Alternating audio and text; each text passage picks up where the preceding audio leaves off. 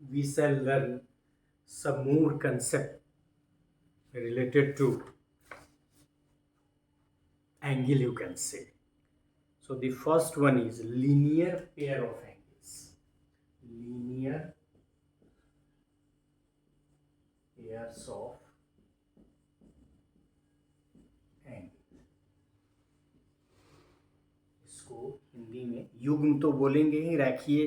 सो रैखिक युग्म कोण, रैखिक रैखिक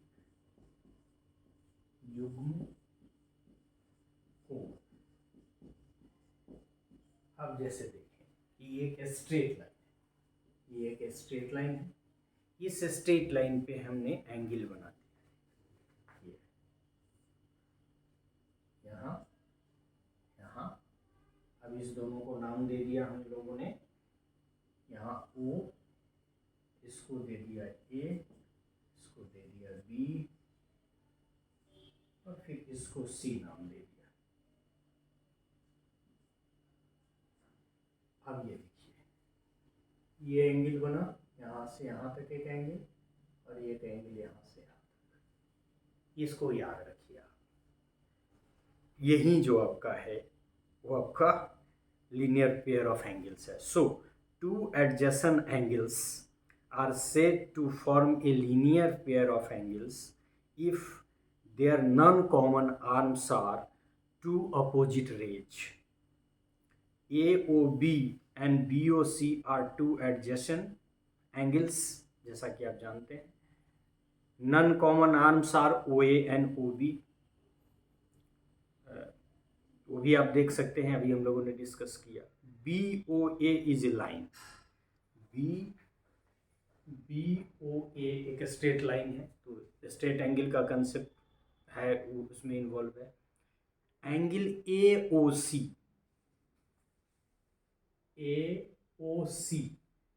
और दूसरा angle BOC form a linear pair of angles. और सबसे बड़ी खासियत यह है कि इस दोनों, वैसे देख के भी क्लियर है, इसमें सवाल भी बनाएंगे इस पे, ये दोनों सब मिला के कितना डिग्री होगा, 180 डिग्री। लेकिन ये आपको एक सूत्र की तरह याद रखना पड़ेगा कि टू लीनियर पेयर एंगल्स का आपस में जो जोड़ होगा वो हमेशा 180 डिग्री होगा। सो when the sum of two adjacent angles is 180 degree, then they are called a linear pair of angles। मतलब यह एक तरह का adjacent angle है, adjacent angle आप देख सकते हैं। लेकिन इसमें महत्वपूर्ण बातें ये हैं कि दोनों आपस में linear pair तब कहलाएंगे जब उन दोनों एंगल का जो 180 डिग्री के बराबर होगा। So when the sum of two adjacent angles, it is a type of adjacent angle। लेकिन जब उसके एंगल का, जैसे यहाँ हम लोगों ने फिगर बनाया था, वहाँ 180 डिग्री का कंसेप्ट नहीं था, तो एडजेसेंट एंगल है। So it is a type of adjacent angle which sum is 180 degree and then it is called as linear pair of angles। Linear से आपको याद रहेगा कि लीनियर मतलब वही स्ट्रेट लाइन का कंसेप्ट है, 180 डिग्री का कंसेप्ट है। तो जब दो कोणों का मान जोड़ने पर 180 डिग्री आएगा तो उसको हम लोग रैखिक युग्म कोण कहेंगे। इसके अलावा एक कंसेप्ट है वर्टिकली, वर्टेक्स आप जानते हैं, वर्टिकली अपोजिट एंगल्स।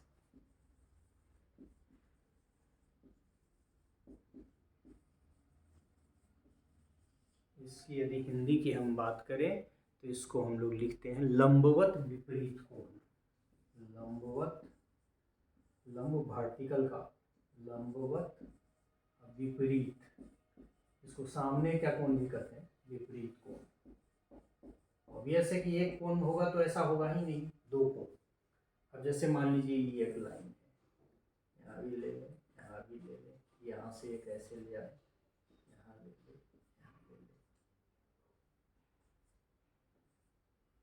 नाम दे दें। नाम मैं वही दूंगा जो हमने इसमें लिखी है।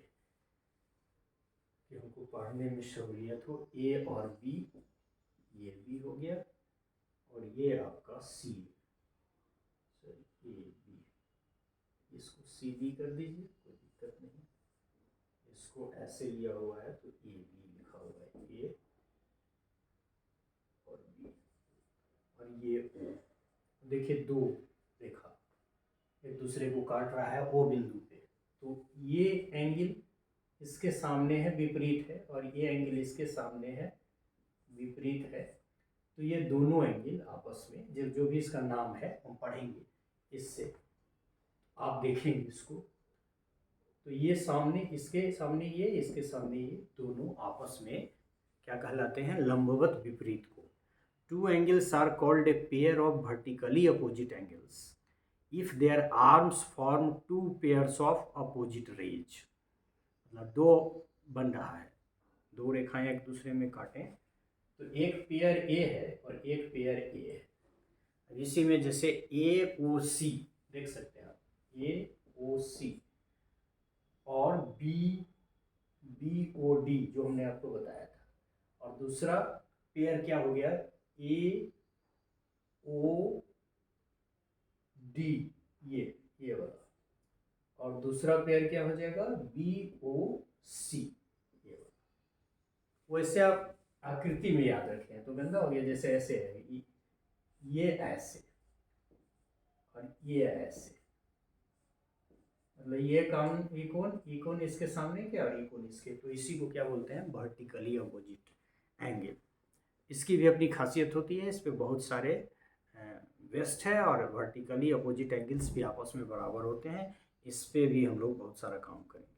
तीसरा एक कंसेप्ट हम लोग ऑलरेडी कर चुके हैं, पैरेलल लाइंस का, तो उसको करने की ज़रूरत नहीं है, लेकिन यहाँ भी लिखा हुआ है पैरेलल लाइंस, ये वाला जो ये ऐसा हम लोगों ने बनाया था,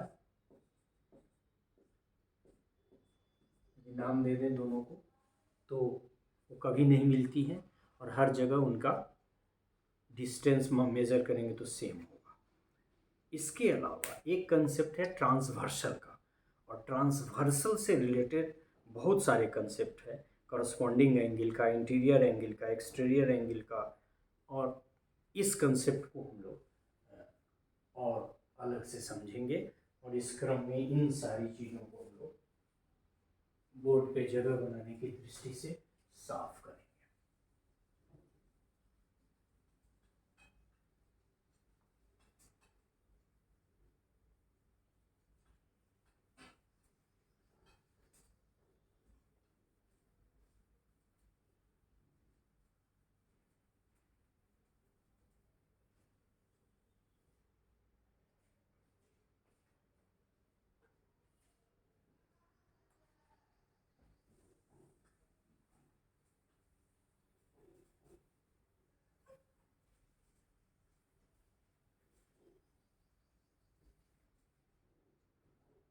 अब इसमें ये ट्रांसवर्सल का कंसेप्ट है, तिर्यक रेखा, ट्रांसवर्सल, ये कंसेप्ट है ट्रांसवर्सल।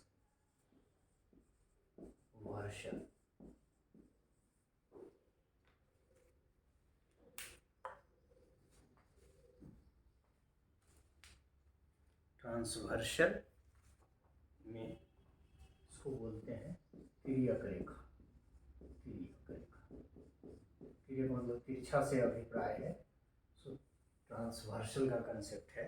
जैसे ये एक स्ट्रेट लाइन है, इसमें थोड़ा जगह दे के हम बनाएंगे, जगह ले लें, यहाँ ए और बी, थोड़ा और बढ़ा दें इसको, बी, और यहाँ आपका सी और डी,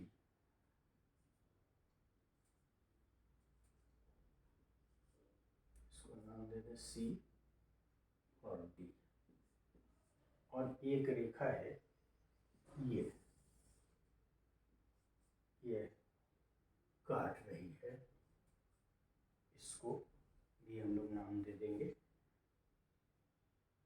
तो इसमें देख रहे हैं कि आप बहुत सारा एंगल बनेगा। यहाँ एक पॉइंट है आपका, कैसे हम लिखें जो उससे आपको ऐसे लिख देते हैं, ये ई, इसको नाम दिया, इस बिंदु को नाम दिया ई, क्योंकि हम यहाँ को लिखना है, और इसको इसी पर लिख देते हैं, इसको नाम दिया एफ। ये यदि आप चाहें तो आगे करके यहाँ लिख दें ई, इसका मिल रहा है ई पे और इसका मिल रहा है एफ पे, तो ये 2 पॉइंट है मिलान बिंदु। अब इसमें देखिए हम लिख रहे हैं 1 angle 2 angle 3 angle 4 angle 5 angle 6 angle 7 angle 8। चूँकि हम इसमें जो मेंशन किए हैं पढ़ेंगे तो उसको लिखना ज़रूरी था, इसलिए वही लिखेंगे। तो A B C D parallel line है। A straight line which cuts 2 or more straight lines at a distinct points is called transversal। मतलब ये ट्रांसवर्सल आपका कौन है, इसमें इसका नाम दे दे टी, यहाँ दे दे, तो टी इज ए ट्रांसवर्सल जो 2 स्ट्रेट लाइन को कट करता है कितनी जगह। So a straight line which cuts 2 or more straight lines, मतलब इसमें तीसरा लाइन भी हो सकता है, चौथा भी हो सकता है। सो इफ ए, मतलब 2 होना जरूरी है minimum. So a straight line which cuts 2 or more straight lines at a distinct points, that is E and F, figure में आप देख सकते हैं, is called transversal। So this T I have given name, इसे यदि चाहे तो इसको भी PQ कर दीजिए, यहाँ P कर दीजिए, यहाँ Q कर दीजिए, तो ये PQ को भी आप कह सकते हैं कि ट्रांसवर्सल है। तो ये 2 बिंदु पे काटता है ABCD। अब मान लीजिए कि हम दूसरा कंडीशन मान ले कि ऐसे तो तिरछा रेखा को भी तिरछी रेखा काट सकती है, तिर्यक रेखा, उस कंडीशन में भी होगा। लेकिन अब हम दूसरी तरफ जा रहे हैं जिसमें हम ये संकल्पना कर रहे हैं कि AB and CD are 2 parallel lines. T transversal, E cut point है, F कट पॉइंट्स है, और एंगल्स कितने बन गए हम लोग ये देखिए 1 2 3 4 5 6 7 8। तो इस 8 एंगल का भी आपस में रिलेशन है, और ये भी हमको जानना पड़ेगा कि उसको क्या कहते हैं, कौन कौन से कंसेप्ट है। इसमें जो पहला कंसेप्ट है वो है आपका पेयर ऑफ कॉरस्पॉन्डिंग। ये सब आपको साथ में हर जगह जब भी ज्योमेट्री जीवन में पढ़ेंगे जरूरत पड़ेगी, तो इसको याद रखना ही पड़ेगा आपको।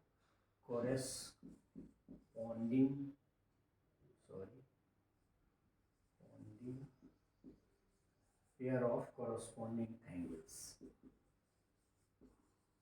कॉरस्पॉन्डिंग्स की हिंदी हम सिर्फ लिख देते हैं संगत युग्म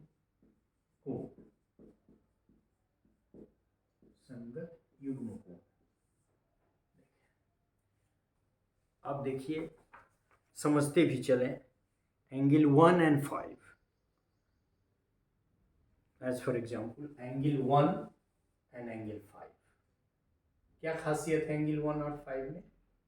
एक तो ये भी राइट हैंड में है, ये भी राइट हैंड में है। उसी तरह से और भी हमारे पास पेयर हैं, वो कैसे कैसे है, जहाँ एक एंगल है उसी तरह का एंगल है तो उसको कॉरस्पॉन्डिंग एंगल कहेंगे। जिसमें दूसरा एग्जाम्पल है 4 और 8, तीसरा एग्जाम्पल है 2 और 6, चौथा एग्जाम्पल है 3 और 7। मतलब यह 1 and 5, 2 and 6, 3 and 7, 4 और 8। ये इस लाइन के नीचे है, ये इस लाइन के नीचे है। तो ऐसे सारे कोण को, जिसमें हम यहाँ यदि चाहें आप तो लिख भी दें, ये एंगल 1 and 5, एंगल का नोटेशन नहीं दे रहे हैं क्योंकि नंबर दे ही दिए हैं 4 and 5, sorry, pair of corresponding angle 4 and 8, 2 and 6 और 3 and 7। एक बार और आप देख लीजिए, 3 है, 7 है, 2 है, एंड 6, 1 एंड 5, 4 एंड 8। तो इसको क्या बोलेंगे? Pair of corresponding angle. उसी तरह से अब और मिलते जुलते कंसेप्ट है जिसमें हम दूसरा में उसी तरह का कंसेप्ट देंगे, अल्टरनेट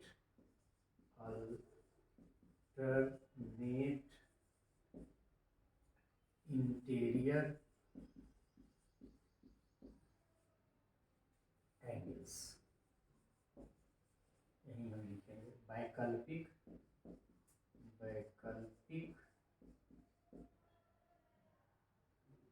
आंतरिक कोण।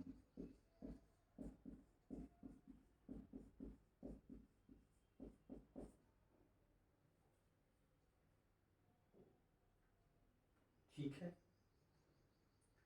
तो एक तो इंटीरियर एंगल और एक्सटीरियर एंगल का आप कंसेप्ट समझ, जो इस दोनों लाइन के भीतर है, जैसे 3, 4, 6, 5, वो तो इनसाइड है, तो इंटीरियर एंगल।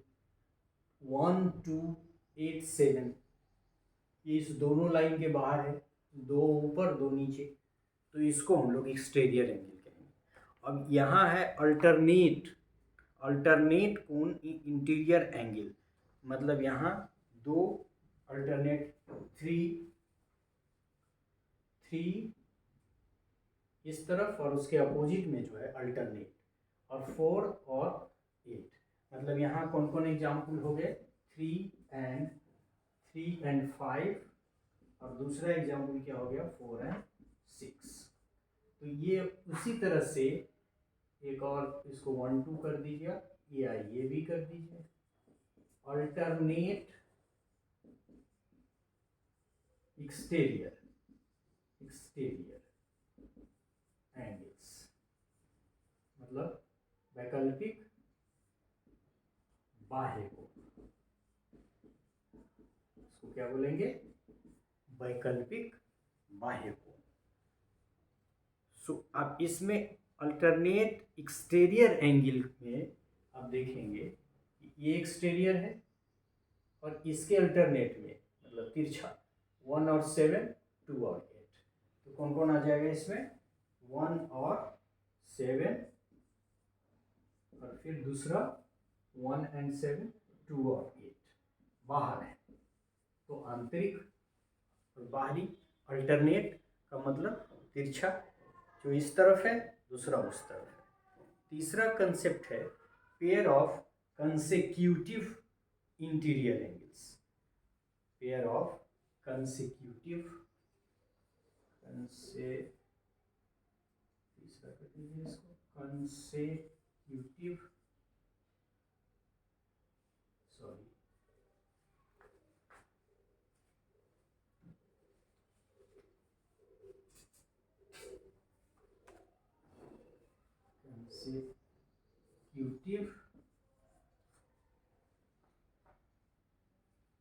pairs of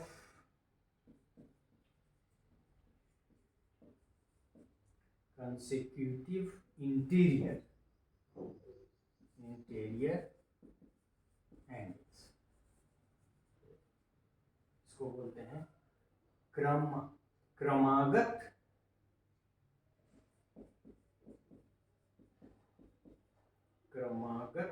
आंतरिक कोण।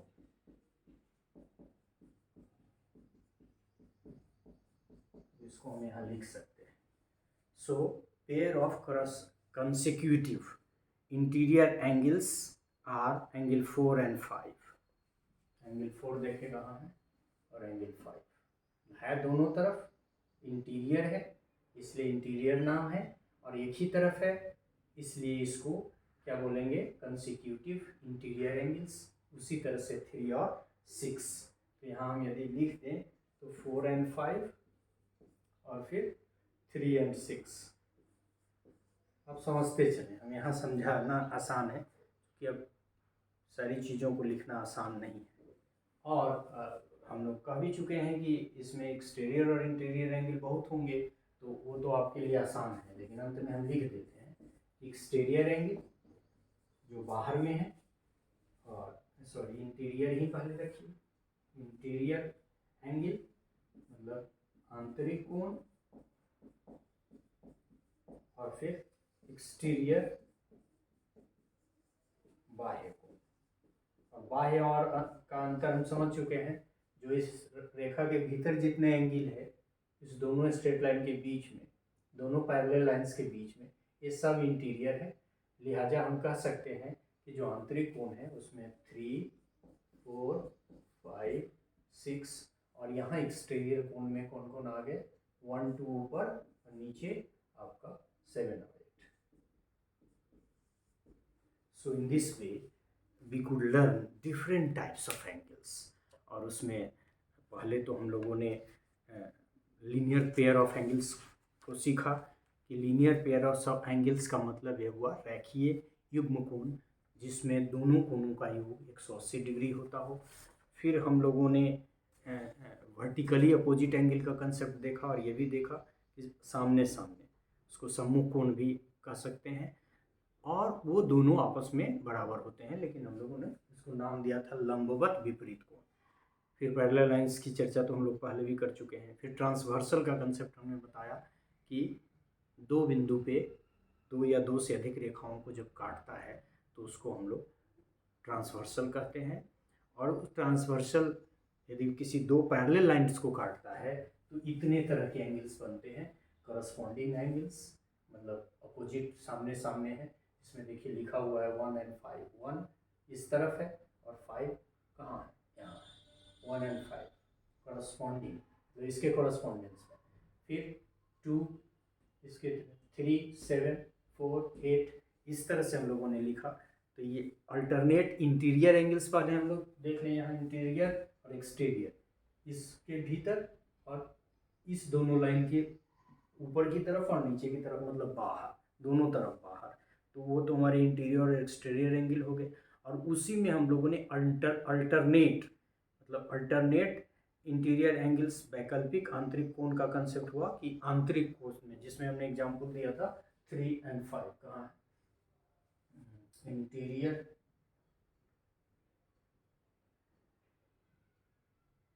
है, छोड़िए उससे क्या है, ये अल्टरनेट इंटीरियर एंगल्स में हम लोगों ने एग्जांपल दिया था 3 और 5 और 4 और 6। तो 4 और 6 को आप देख लें, 4 यहाँ और 6 यहाँ, मतलब इसके अपोजिट में 3, और इस तरह से था इंटीरियर में 2 और फिर एक्सटीरियर में भी उसी तरह से अल्टरनेट का कंसेप्ट यदि चाहे तो आप कर सकते हैं।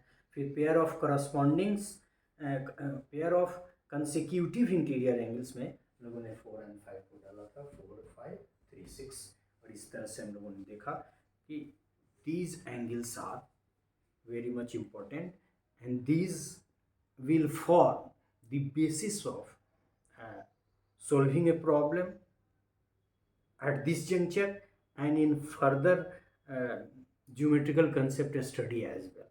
So these concepts are basic, but this is the foundation for geometrical study. So thank you for this part in which we could learn different types of angle related concept. और कई तरह से एक तरह से कहें कि एंगल के विभिन्न प्रकार के बारे में ही हम लोगों ने पढ़ा, अदर देन जो 11 तरह के एंगल्स की चर्चा हम लोगों ने बाइसेक्टर लेके जो की थी पिछले लेक्चर में, उसके अतिरिक्त इन सारी चीज़ों को जो एंगल्स के टाइप ही हैं के बारे में हम लोगों ने अध्ययन किया।